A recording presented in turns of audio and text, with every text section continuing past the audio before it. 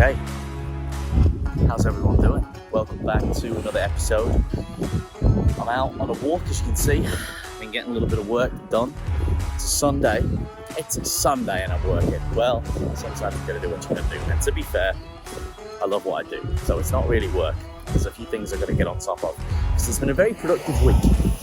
And lots of good things in the pipeline. So definitely stay tuned for a lot of the podcast guests that I'll be getting on, which I know you will like. Got some really exciting guests to share a lot of knowledge bombs with you, and also some cracking YouTube episodes, if I do say so myself. Anyway, this one's a little bit left field, but once again, it's a little bit of an elephant in the room, and it's something that a lot of men struggle with, even women, but mostly men, and that is losing their hair. And yes, I am someone who has definitely lost a little bit of hair, although I do shave it off, so it's not as bad as perhaps it may appear. But I wanted to chat about it because, just like a lot of things, male grooming is now a part of the modern day male routine, if you will. And I know a lot of men are really shying away, and there's a lot of people who try and sort of do things, and I want to talk about some of the things you can do and can't do, and even just owning it, to be quite honest with you. So that's what I'm going to be talking about in this episode, while you see some wonderful b-roll of me in the barbershop at 7&one and the boys doing their thing. Anyway, guys, enjoy this episode. Let's get into it.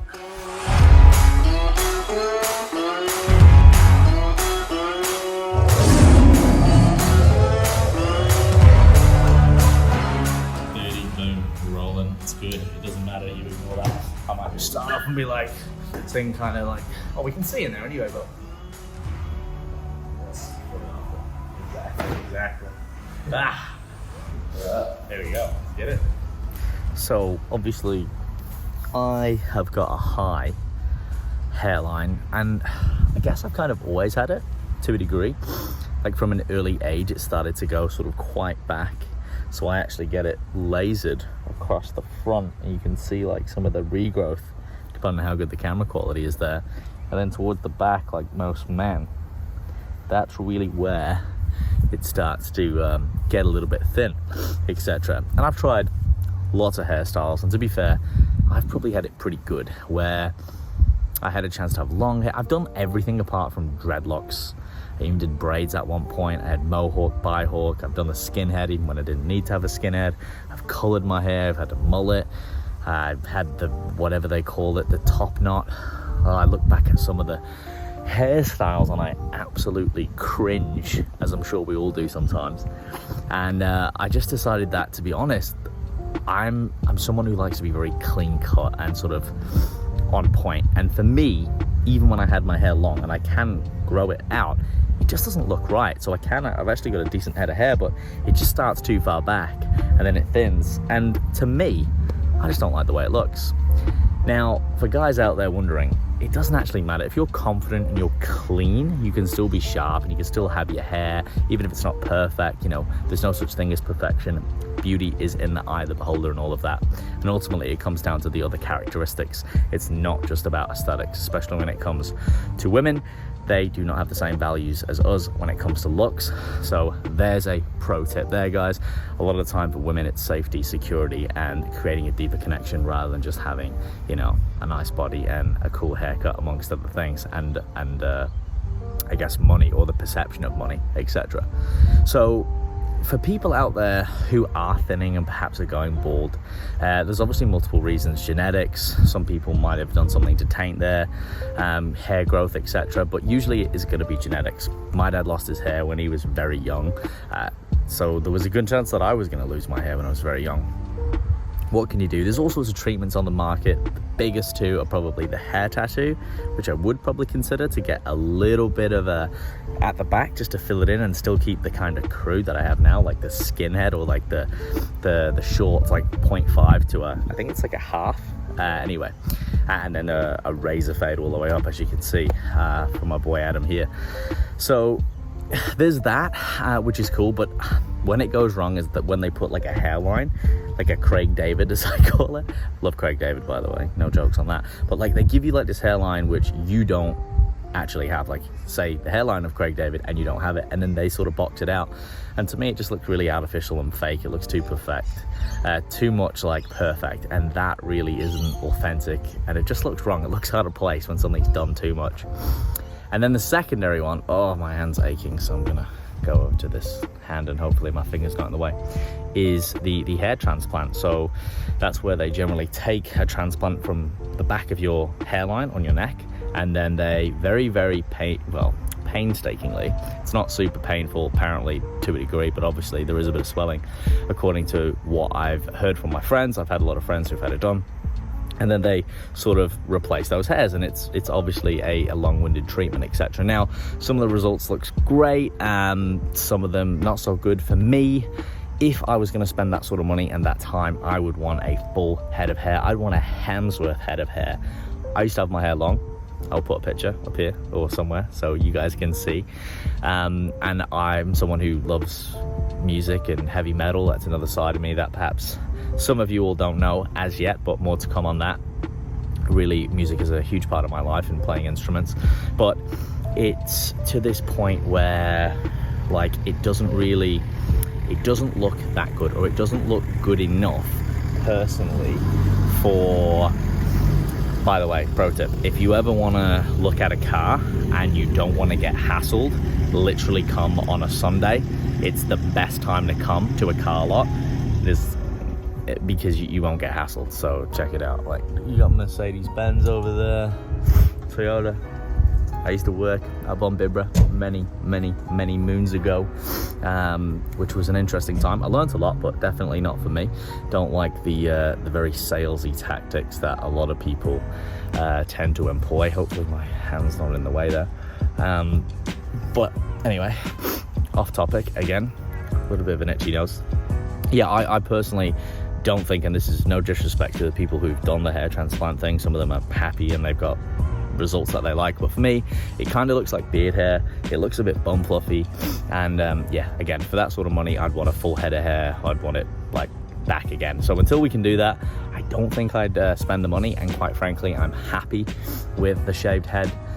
I think it suits me, but the main thing is I'm happy and I'm confident and I'm comfortable with it. And that really, if you're going to take anything away from this video, is that you need to be happy, you need to be confident, you need to be comfortable with your own hair. Whee, here we go. So we're out and about, and we've been at the PAV, aka the Pavilion, aka where everyone needs to be seen on the Gold Coast. Now, it's all right, it's a sick view, it's a really good venue.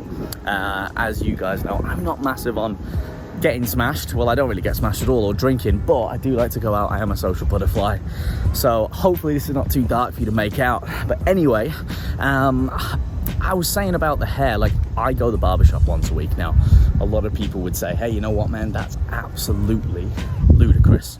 But think about this. What else do people spend their weekly budgets on, right? Cigarettes, alcohol, booze, going out, Ubers. There's all sorts of things. And at the end of the day, I value and I appreciate the service from the barbers. And look, don't live beyond your means if you can't afford it. But I'm just going to stand here near Boudreaux because I'm going to get a little bit of light. Hopefully get a little bit of backdrop on that. But ultimately, at the end of the day, it doesn't matter.